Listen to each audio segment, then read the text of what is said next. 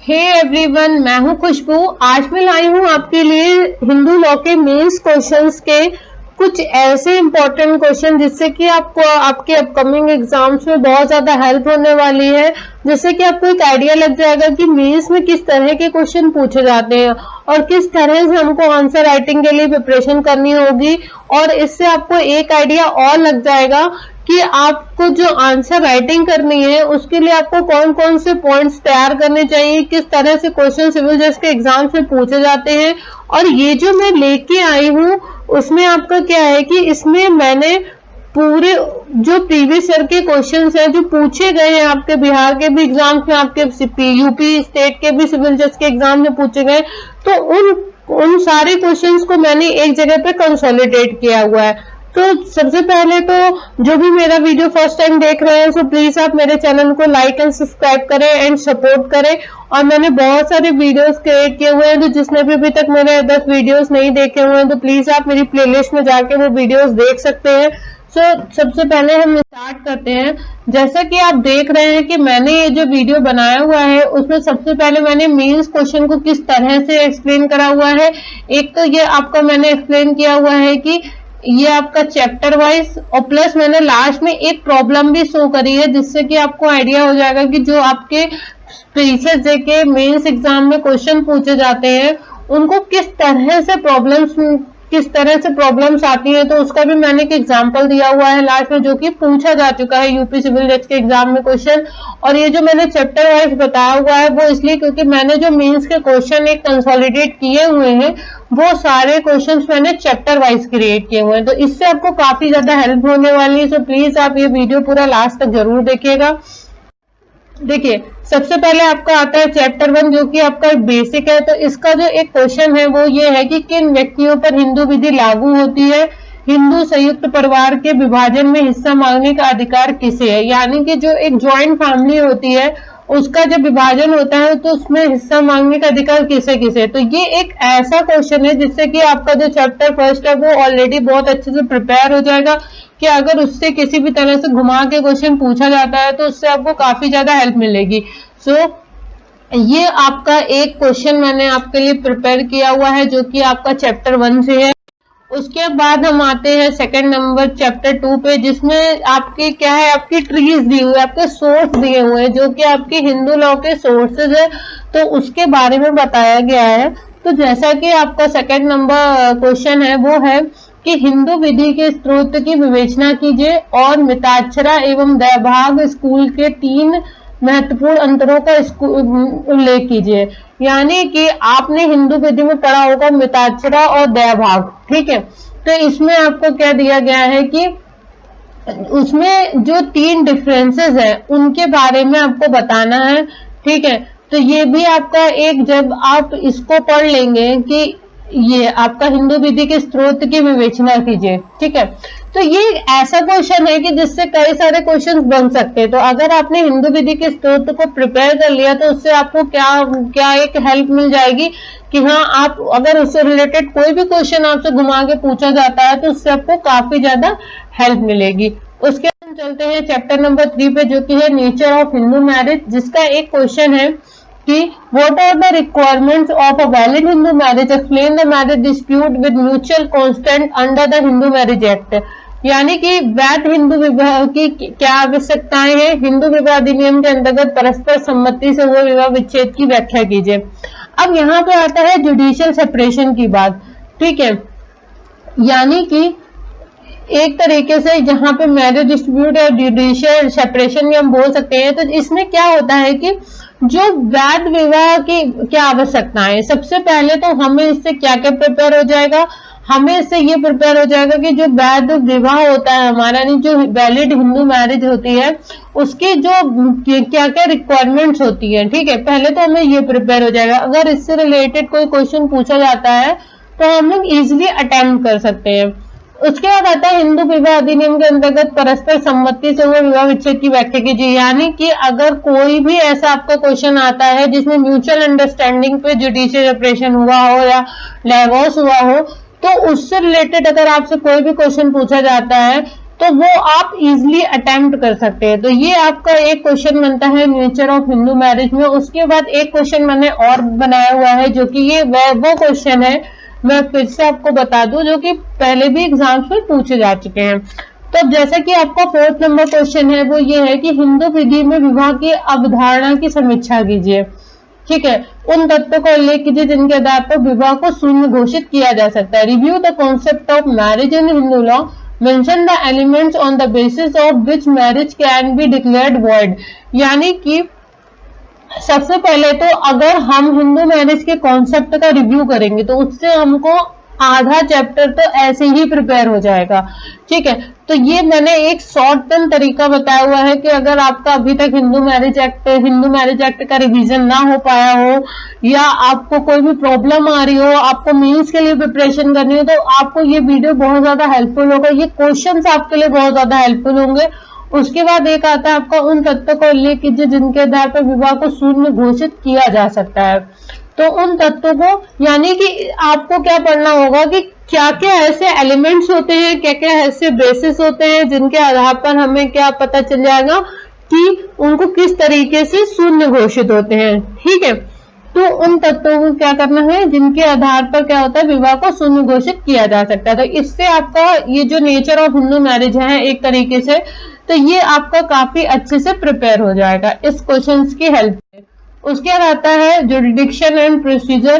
तो इसमें क्या होता है कि एक तरीके से जिसमें बचाव की बात करी जाती है, तो इसमें एक क्वेश्चन है कि हिंदू विवाह अधिनियम में तलाक के विभिन्न आधारों का वर्णन कीजिए। Describe the various grounds of divorce in the Hindu marriage act.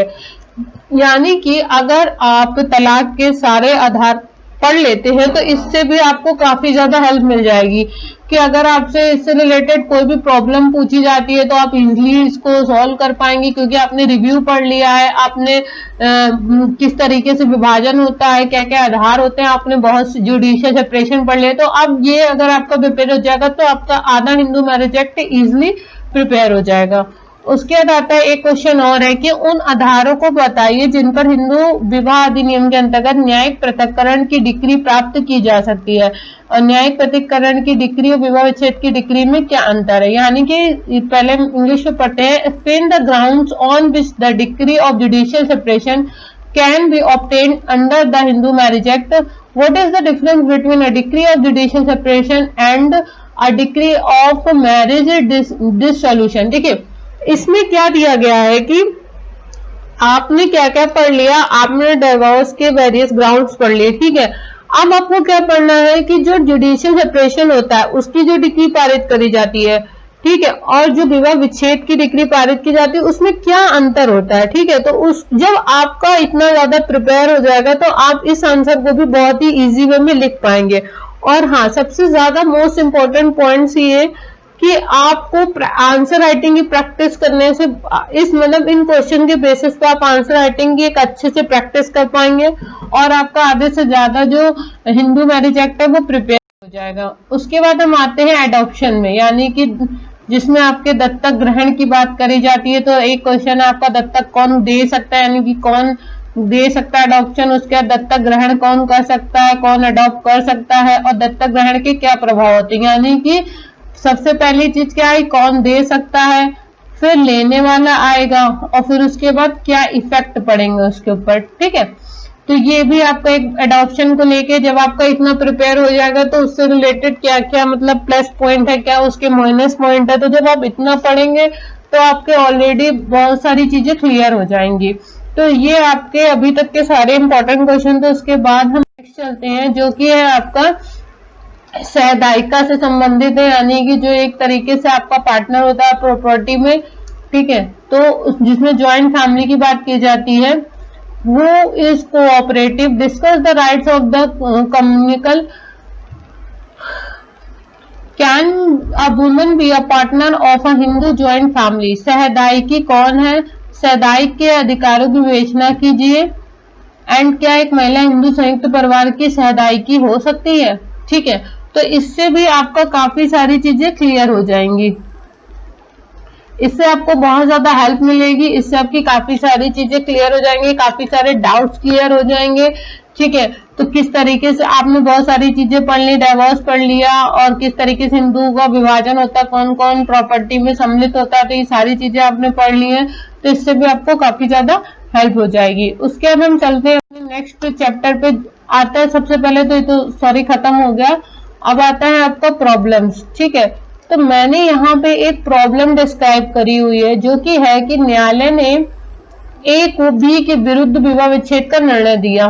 ठीक है, ए ने अपील की कि अवधि समाप्त के पूर्व पुनर्विवाह किया, यानी कि जब अपील की थी ए ने, उसकी अवधि मतलब उसका जो टाइम पीरियड था वो खत्म भी नहीं हुआ और उसने दूसरा विवाह कर लिया। तो बी ने विवाह विच्छेद के आदेश के विरुद्ध अपील की, जो स्वीकार कर ली गई। यानी कि बी ने ये इस पे इल्जाम लगाया कि जब अपील का एक टाइम पीरियड खत्म नहीं हुआ था तो उसने किस बिहाफ पे जो है दूसरा विवाह कर लिया। तो ए के दत्ती विवाह की विधि मान्यता बताइए, क्या इनमें कोई अंतर पड़ेगा? यदि अपील अस्वीकार कर दी जाती है तो दोनों पक्ष हिंदू हैं। ठीक है, तो ये ऐसा क्वेश्चन है, ये मैंने एक प्रॉब्लम सॉल्विंग का क्वेश्चन बताया हुआ है। तो ये एक ऐसा क्वेश्चन है जो कि आपके ऑलरेडी एग्जाम में पूछा जा चुका है। ठीक है, तो उसका मैंने एक एग्जाम्पल दिया हुआ है कि किस तरह से क्वेश्चन पूछे जाते हैं और किस तरह से आपको प्रॉब्लम सॉल्व करनी होगी।